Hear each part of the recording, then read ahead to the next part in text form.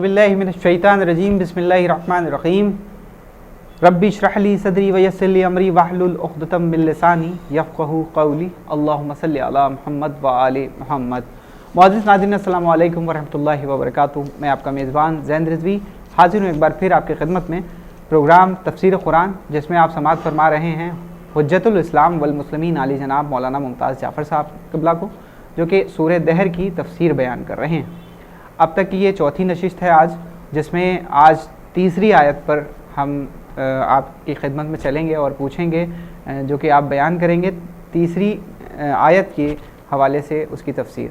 तो आपसे गुजारिश करेंगे, अगर आप इसे यूट्यूब पर देख रहे हैं तो आप इसे सब्सक्राइब करें, ज़्यादा से ज़्यादा लोगों तक शेयर करें और छोटे बच्चों को ज़रूर ये प्रोग्राम दिखाएं, क्योंकि तफसीर कुरान का ये प्रोग्राम है जिसमें सूरह दहर के हवाले से बात हो रही है। तो बच्चों तक ये बात पहुंचना चाहिए और इस्तिफ़ादा करें, वो इससे तमाम मोमिनीन इस्तिफ़ादा करें। आइए शुरू करते हैं इस प्रोग्राम को और आगा का इस एपिसोड में इस्तकबाल करते हैं। अस्सलाम वालेकुम रहमतुल्लाह। तमाम नाज़रीन की तरफ से और तमाम हुसैनी चैनल टीम की तरफ से आपका शुक्रिया अदा करते हैं और तहे दिल से मुबारकबाद भी पेश करते हैं इस माह मुबारक रमज़ान के हवाले से। जैसा कि आज चौथी नशिस्त है और इसमें तीसरी आयत पर बात होना है, तो हम चाहेंगे कि सबसे पहले तो आप तीसरी आयत पढ़ दें और उसके बाद फिर उसकी तफसीर बयान कर दें। तो बीच बीच में हम सवाल भी आपसे करते रहेंगे। बिस्मिल्लाह। अऊज़ु बिल्लाहि मिनश शैतानिर रजीम, बिस्मिल्लाहिर रहमानिर रहीम, अल्हम्दुलिल्लाहि वस्सलातु अला अहलिहा रब्बि इश्रह ली सदरी व यस्सिर ली अमरी वहलुल उक़दतम मिन लिसानी यफ़क़हू क़ौली, अम्मा बाद। फ़ैज़ा इकरामी, सूरह इंसान की तफसीर आपके सामने पेश की जा रही है। आज जो है आपके सामने आयत नंबर 3 है, जिससे परवरदिगार इरशाद फरमा रहा है कि इन्ना हदैनाहु सबीला इम्मा शाकिरन व इम्मा कफूरा। परवरदिगार कह रहा है कि बेशक हमने जो है हिदायत का रास्ता हमवार कर दिया, अब ये तुम्हारी ज़िम्मेदारी है कि तुम शुक्राने नेमत करो या कुफ्राने नेमत करो। तो अब जाहिर सी बात है कि इस आयत करीमा को अगर गौर से आप पढ़ें और समझें तो हमें मुतवज्जह किया जा रहा है कि तुम अपनी जो अल्लाह ने तुम्हें नेमतें दी हैं, उन नेमतों का तुम गौर से मुलाहिज़ा करो और उसके बाद जो है उन नेमतों का शुक्रिया अदा करो, क्योंकि जिम्मेदारी है ना। अल्लाह ने बचपने से हिदायत का रास्ता हमवार किया है, क्योंकि हिदायत सबसे पहले हादी बनाया माँ बाप को जी, ताकि माँ बाप के ज़रिए जो है बच्चा कदम आगे बढ़ा सके। तो पिछली आयत में जो है अल्लाह ने एक बात बताई थी, मतलब कहा था कि हमने जो है इंसान को एक ऐसे नुत्फे से पैदा किया जो मखलूत है और उसके बाद हमने जो है उसका इम्तिहान लिया जी। मखलूत यानी मिला जुला आपस में मिल गया। तो तुम ना नब्तली है, उसके बाद हम इसका आजमाएंगे। तो अल्लाह जो है समी बसीर भी बनाया और आजमाने के लिए भी कहा कि हम आजमाइश करेंगे, हम आजमाएंगे। तो इंसान की पूरी ज़िंदगी जो है इम्तहान की ज़िंदगी है, हर लम्हा लम्हा अल्लाह इम्तहान लेता है। इसीलिए इस आयत करीमा में कह रहा है कि हमने हिदायत का रास्ता हमवार कर दिया, अभी तुम्हारी जिम्मेदारी तुम शुक्राने नेमत करो या कुफ्राने नेमत करो। अब मसला यह है कि बचपने से अगर हम नेमतों का तज़किरा करें तो माँ के शिकम में तो कहते कि हम थे 9 महीने, अल्लाह ने जो है हमें यानी उस 9 महीने रखा और बाकायदा मराहिल से गुजारा, वो अलग नेमतें हैं। उसके अलावा इस दुनिया में अल्लाह ने भेजा, तो अब जब भेजा तो हमको जो है सही और सलामत भेजा, सर से पैर तक हर उज़्व जो है सही सलामत रहा। वरना जो है आप देखिए बहुत से ऐसे जो है दुनिया में आते हैं जिनकी आंख नहीं है जी, जिनका कान नहीं है, जिनका एक पैर नहीं है, जिनका एक हाथ नहीं है ना, कुछ ना कुछ तो कभी कभी कमी होता है, कमी है। तो हमें उन अफराद को सामने रख के अपने बारे में सोचना चाहिए, नेमतें जो अल्लाह ने हमें दी हैं। इसलिए अल्लाह ने कहा कि हमने समी और बसीर बनाया, देखने वाला और सुनने वाला बनाया, ताकि अल्लाह जो है इम्तिहान ले सके। देखो तुम अब एक इंसान जो है कान से बहरा है, तो अल्लाह उस यानी उसका जो इम्तिहान लेगा वो आँखों के बारे में इम्तिहान लेगा, ज़बान के बारे में इम्तिहान लेगा, क्योंकि कान से वो सुन नहीं पा रहा है। इसी तरह जो है कहते हैं कि जिसके पास आंखें नहीं है तो कान से सुन रहा है लेकिन आंखों से देख नहीं पा रहा है, तो उसका इम्तिहान उस तरीके से लेगा। यानी आप इसमें ये बयान कर रहे हैं कि जिस तरीके से खुदावंद आलम की बारगाह से जो भी दुनिया में तशरीफ़ लाएगा और उसमें कोई कमी पाई जाएगी, गोया वो आँख की हो, कान की हो, हाथ की हो, पैर की हो, تو جب حشر میں جب سوال کیا جائے گا تو اگر اس کی آنکھ نہیں ہے تو اس کی آنکھ سے نہیں کیا جائے گا، کان ہے تو کان سے کیا جائے گا، زبان ہے تو زبان سے کیا جائے گا، ہاتھ ہیں تو ہاتھ سے کیا جائے گا. ان سارے اعضاء میں اگر کوئی ایسی چیز نہیں ہے تو اس کا کوئی سوال نہیں ہوگا، لیکن سب انسان کی پورے جسم سے سوال کیا جائے گا. باقاعدہ ہر چیز کا اللہ کہہ رہا ہے کہ تمہارے ذمہ دار ہو. تو پہلے تو اپنے بارے میں سوچے انسان، اس کا دوسری نعمتوں کا تذکرہ الگ ہے. پہلے اپنے بارے میں سوچیں کہ اللہ نے ہمیں بالکل جو ہے مکمل اس دنیا میں بھیجا ہے. اس لیے ایک آیت کریمہ میں یہ ہے کہ اللہ کہہ رہا ہے کہ یعنی آیت کریمہ یہ ہے کہ اللہ کہہ رہا ہے کہ یا ایھا الناس ان کنتم فی ریب من البعث فانا خلقناکم من تراب. اے لوگوں، اللہ نے یہاں پہ خطاب کیا لوگوں سے، یا ایھا الناس کہا ہے، اے لوگوں اگر تم شک و شبہ میں ہو تو کہ تم کو کیسے اٹھایا جائے گا. بات مانے کیسے اٹھایا جائے گا زمین سے، یعنی روز قیامت کیسے تمہیں دوبارہ زندہ کیا جائے گا. تو تم جو ہے سوچو فَإِنَّا خَلَقْنَاكُمْ، بے شک ہم نے تم کو پیدا کیا. کس سے پیدا کیا؟ مٹی سے پیدا کیا. اچھا مٹی سے کیسے پیدا کیا، یہ بھی غور کرنے کی بات ہے. بظاہر سمجھ نطفہ ہے، مٹی کہاں ہے، لیکن اس کو سوچنے کی بات ہے کہ مٹی سے کیسے پیدا کیا. بھائی ظاہر سی بات ہے کہ ہم ایک روٹی کھاتے ہیں. اچھا ایک طرف تو مٹی کی بات ہو رہی ہے، دوسری طرف نطفے سے جو ہے بتا رہا ہے. اللہ کہہ رہا ہے ہم نے نطفے سے پیدا کیا، اور یہاں کہہ رہا ہے کہ مٹی سے تم کو پیدا کیا، تراب سے پیدا کیا. تو کیسے؟ اس کو دونوں کو ملانے کی ضرورت ہے. کیسے؟ ہم جو ہے روٹی کھاتے ہیں، ہم جو ہے کہتے ہیں چاول کھاتے ہیں، ہم جو ہے کہتے ہیں کچھ بھی کھاتے ہیں، اس کا تعلق مٹی سے ہے. ہم نے جو ہے کہتے ہیں سبزی کھائی، روٹی کھائی، اس سے خون بنا، اس سے نطفہ بنا. ٹھیک. تو اب یہ مٹی، یہ گیہوں جو ہے مٹی میں ڈالا گیا ہے، گیہوں مٹی سے نکل کر آیا ہے. تو مٹی اگر نہیں ہے تو گیہوں جو ہے اپج پیدا نہیں ہوگی، اگے گا نہیں گیہوں، نہیں نکل سکتا. بالکل نہیں. آپ گیہوں کو جو ہے طاق پر رکھ دیجئے، زمین پر رکھ دیا ایسی جگہ پہ جہاں پہ جو ہے پلاسٹر ہوا ہو، یعنی سنگ مرمر ہو، وہاں گیہوں ایسے پڑا رہے گا، آخر میں ختم ہو جائے گا، اس میں کوئی اثر پیدا نہیں ہوگا. اس کا کام ہے کہ زمین پہ جانا، زمین پہ جانا. تو جب زمین میں مٹی میں ڈالا جائے گا تو مٹی سے اثر پیدا ہوگا. تو اللہ کہہ رہا ہے ہم نے تم کو مٹی سے پیدا کیا.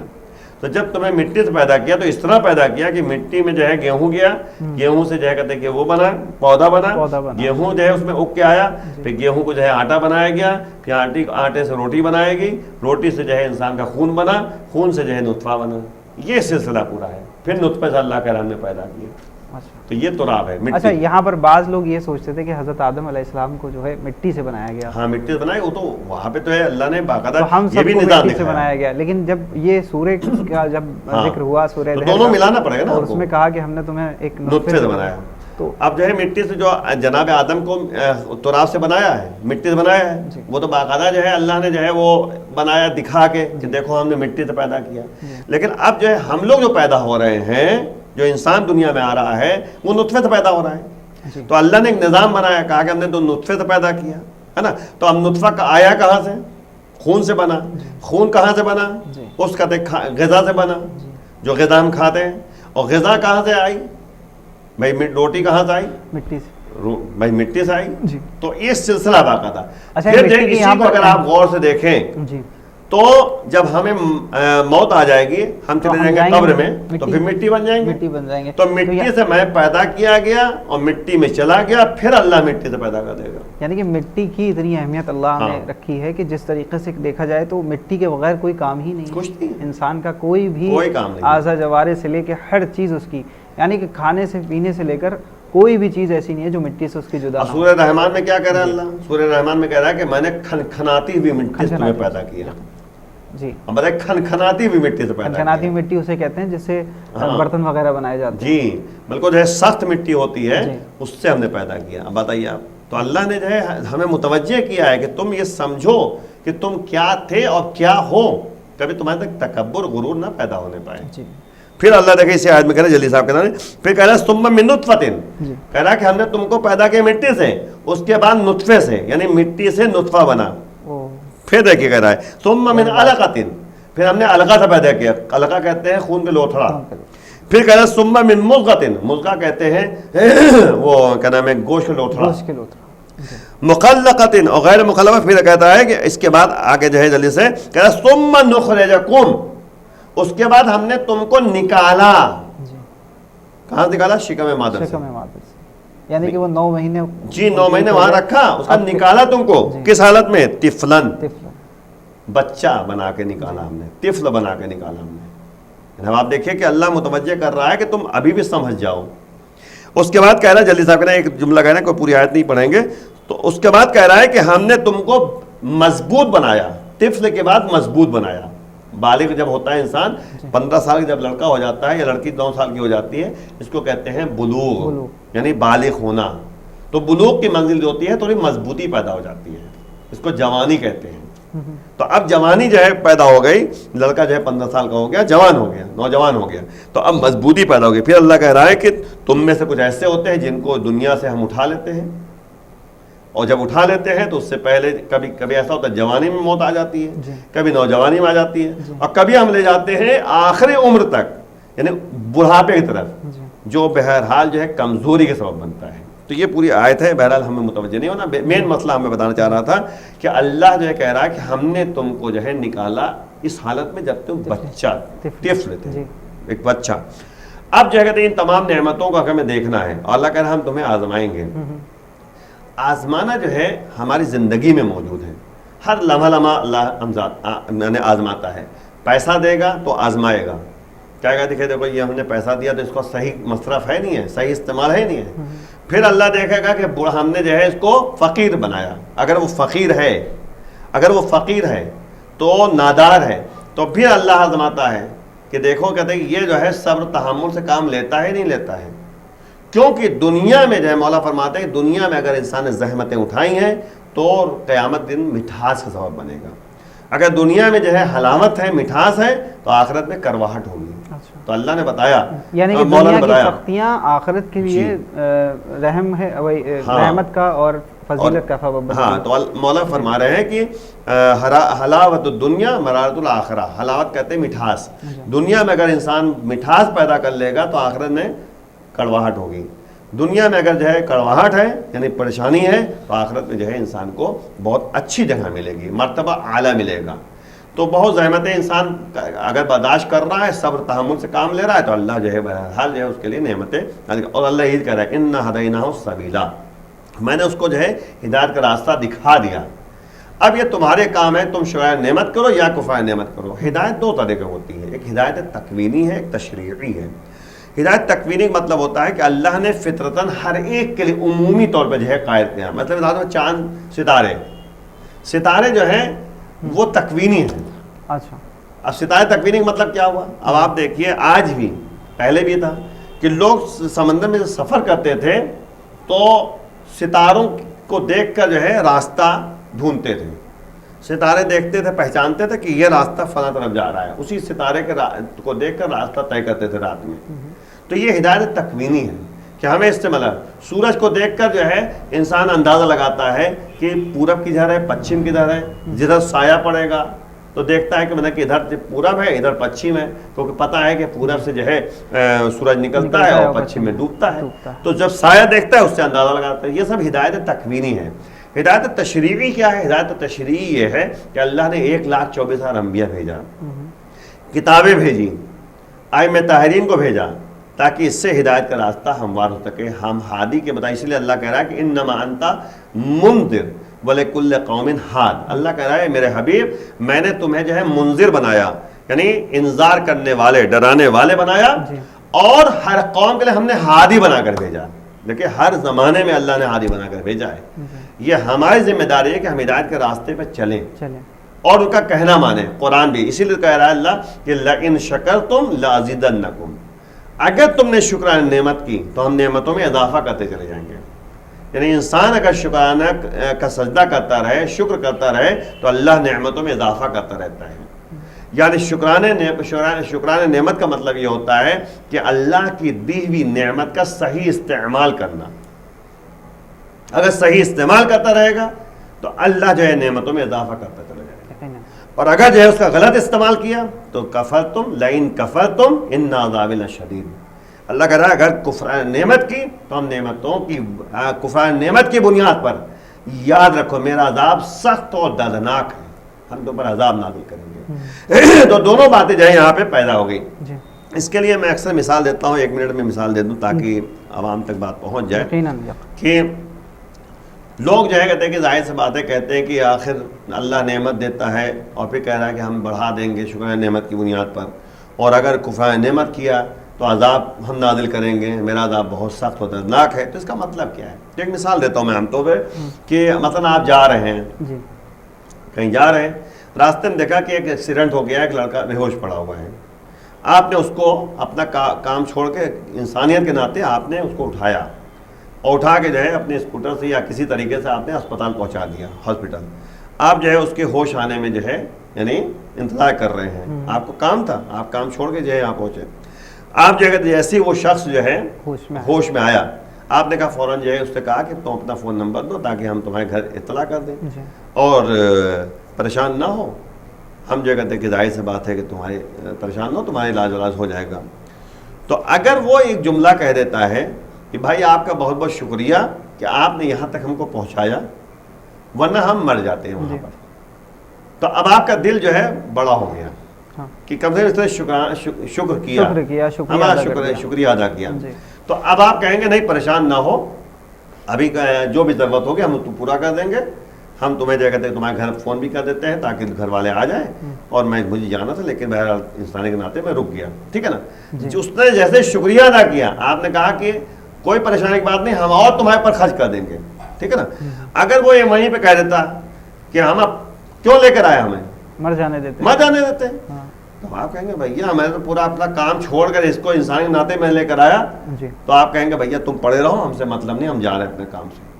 تو آپ دیکھا آپ نے, یعنی یہ دنیا کے لحاظ سے میں عرض کر رہا ہوں. تو یہی اللہ کہہ رہا ہے کہ اگر تم شکرانہ نعمت کرو گے تو ہم نعمتوں میں اضافہ کرتے چلے جائیں گے, اور اگر تم نے کفر نعمت کی تو میرا عذاب درد و سخت ترین عذاب ہوگا. درد ایسا دیں گے کہ تم دنیا میں پریشان رہو گے اور آخرت میں پریشان رہو گے. اب آپ دیکھیں جو انسان جو ہے خمس نہیں نکالتا, شکرانہ نعمت یہی ہے کہ ہم جو ہے پیسہ نکالیں, غریبوں کو دیں, صدقہ نکالیں, ہے نا, یہ تمام چیزیں ہیں. بہت سے لوگ ایسے ہیں کم کماتے ہیں لیکن کیونکہ تمام حقوق کا لحاظ کرتے ہیں تو مال میں برکت ہوتی ہے. لیکن بہت سے لوگ بہت زیادہ کماتے ہیں پھر بھی جا کہتے ہیں ان کا پورا نہیں ہوتا. یہی نتیجہ ہے کہ پیسہ ہوتے ہوئے بھی جو ہے کیونکہ شکرانہ نعمت نہیں کر رہے ہیں تو اللہ جو ہے پیسہ ہوتے ہوئے بھی وہ روتے رہتے ہیں, اور وجہ یہ رہتی ہے کہ جو ہے وہ شکرانہ نعمت نہیں کر رہے ہیں, نکال رہے ہیں, نہ غریبوں خیال کر رہے ہیں. جی آقا بہت بہت شکریہ. وقت ہمارا ختم ہوا, انشاءاللہ کل کی نشست میں پھر حاضر ہوں گے آپ کی خدمت میں. اور ناظرین سے جو ہے یہ گزارش کرتے ہیں کہ اگر آپ کو کوئی آپ کے اذہان میں کوئی سوال ہو تو آپ کمنٹ باکس میں کریں, جس کا آقا اپنے اس ایپیسوڈ میں آپ کو جواب دیں گے انشاءاللہ. اور اس ایپیسوڈ کے بارے میں ضرور بتائیں کہ کیسا آپ کو لگ رہا ہے. فیڈ بیک میں آپ کمنٹ باکس میں آپ میسج کر سکتے ہیں, بتا سکتے ہیں انشاءاللہ. آقا بہت بہت شکریہ. ہم ایک بار پھر آپ کا تہ دل سے مبارکباد آپ کے لیے پیش کرتے ہیں اور شکریہ ادا کرتے ہیں ناظرین کی طرف سے اور حفظانی چینل ٹیم کی طرف سے. تو ناظرین یہ تو حجت الاسلام والمسلمین علی جناب مولانا ممتاز جعفر صاحب قبلہ جو کہ اس وقت ہم سے بات کر رہے ہیں پروگرام تفسیر قرآن میں سورہ دہر کی تفسیر بیان کر رہے ہیں آقا. اور آپ کے اذہان میں کوئی سوال ہو جیسا کہ میں نے اس سے پہلے کہا تو آپ ضرور کریں, اور بچوں کو یہ پروگرام ضرور دکھائیں تاکہ اس سے وہ استفادہ کر سکیں. ساتھ ہی آپ سے گزارش ایک اور کریں گے کہ اگر آپ اسے یوٹیوب پہ دیکھ رہے ہیں تو زیادہ سے زیادہ شیئر کریں, لائک کریں, سبسکرائب کریں چینل کو. اب اپنے میزبان زین رضوی کو دیے اجازت, اس امید کے ساتھ کہ یہ چوتھی نشست تھی آج. ہم کل پھر حاضر ہوں گے انشاءاللہ 5ویں نشست لے کر, جس میں سورہ دہر کی تفسیر بیان ہو رہی ہے, جس میں آیت نمبر 4 سے ہم آپ سے گفتگو کریں گے اور اس کے بعد پھر وہ تفسیر بیان کریں گے آقا. تو دیکھتے رہیں حسینی چینل. اپنے میزبان زین رضوی کو دیے اجازت. والسلام علیکم ورحمۃ اللہ وبرکاتہ.